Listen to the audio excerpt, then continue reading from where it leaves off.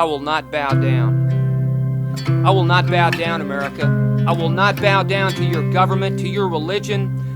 I will not bow down, America, to your materialism, to your international corporations, to your religious shrines, your stock markets, your shopping malls.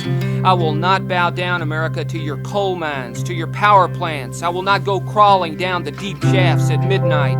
I will not bow down, America, to your invasion of privacy, to your moral absolutes, your religious political might.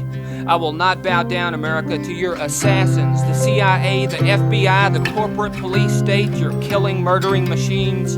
I will not bow down, America, to your bureaucracies, to your schools, to your attempt to make me the model citizen of your state, of your church.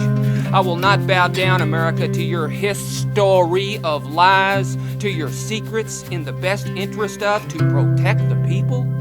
America, I pledge allegiance to those who were here before you, to those who will be here after you are gone. America, I pledge allegiance to the woman I love and to our children. I pledge allegiance to my friends and allies, my guides and angels, both seen and unseen. America, I pledge allegiance to poetry, to music, to art, to the literary renaissance, to the global literary community. I pledge allegiance to the beat, to the outsider. I pledge allegiance to meditation, to stillness, to magic, to beautiful mysticism, to ecstasy, to awe and aha, to the Big Bang epiphany, to altered states of consciousness. I pledge allegiance to seeing into the occult, the unknown, to seeing into every day, into the ordinary, and being amazed. I pledge allegiance to the sacred and the profane, to Gnostical turpitude. I pledge allegiance to my physical body and to the knowledge that I am more than my physical body. I pledge allegiance to seeing more than the physical world and to those of higher frequency, vibration, and consciousness. I pledge allegiance to passing through the sacred fire, to entering the upper chamber of the Golden Pyramid, to levitating over the open sarcophagus, to out-of-body experience. I pledge allegiance to the hottest sex and to gentle affection. I pledge allegiance to fractal geometry, the geometry of clouds and coastlines, to 2 times 2 equaling 5. I pledge allegiance to failure, to failing as no other dare fail. I pledge allegiance to taking risk, to holy daring, to nam-myoho renge kyo, to accepting responsibility for my own actions. I pledge allegiance to not achieving the American dream of success. America, I pledge allegiance to trees, to green grass, to brown earth, to wildflowers of every color, to wilderness, to turquoise Native American skies, to rivers, lakes, and seas, to healing the earth. I pledge allegiance to the Holy Spirit, to the Word, and to silence. I pledge allegiance to dreams, to birth, to the journey, and to death. I pledge allegiance to candor, to sincerity, to laughter, to irony, to passion, to compassion, to empathy, and to helping those in need. I pledge allegiance to resurrection of the heart. No, America, I will not bow down.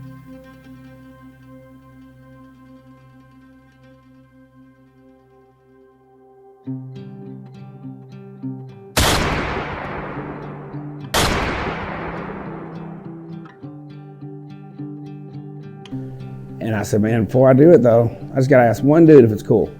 Because it's the only guy I know that's related. And I said, I'm gonna call him. And I called Ron Whitehead. I remember where I was at my house on Rutlinger. I called him up and I said, Ron, it's Denny. Got an idea. Kind of pitched it to him in about 3 or 4 minutes. He said, I'm in 100% Denny. Let's do this.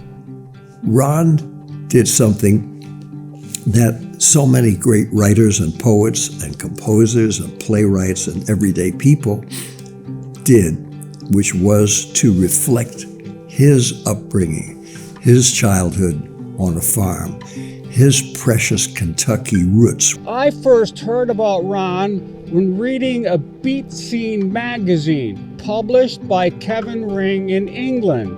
And it was an article that he wrote about Allen Ginsberg coming to Kentucky, and then him having 10 minutes to make the flight to the airport and driving 100 miles an hour through Bardstown to do it.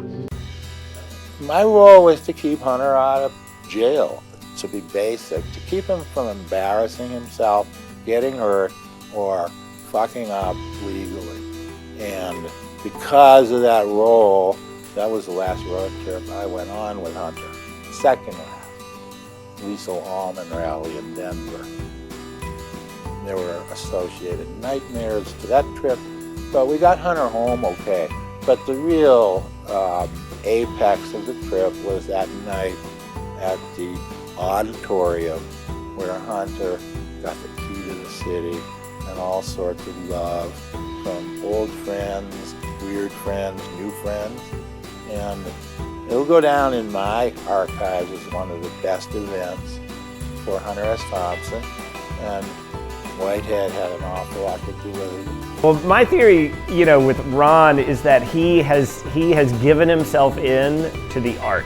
And again, whether it's music or poetry, whatever. He has decided this is his life. And when you give fully into something in that authentic a manner, the world takes care of you. And it's amazing, whether he's mowing grass and volunteering and working at Louisville Grows or surviving. Sometimes I'm like, poetry doesn't pay. Like, how do you survive? But he survives because he is true to himself, and good things happen to folks who have that kind of integrity. And Ron has told his story for years, and of course, his Kentucky roots, like everyone else's roots, are precious and unique.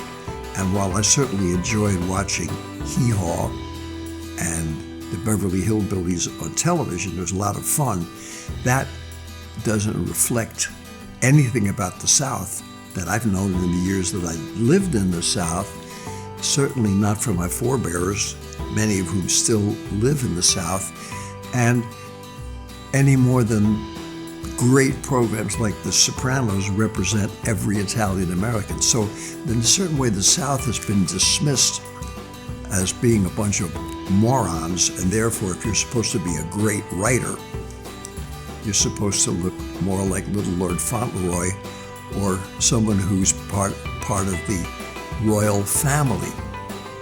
It's an honor to know Ron Whitehead, and it's an honor to have lived this life beside him.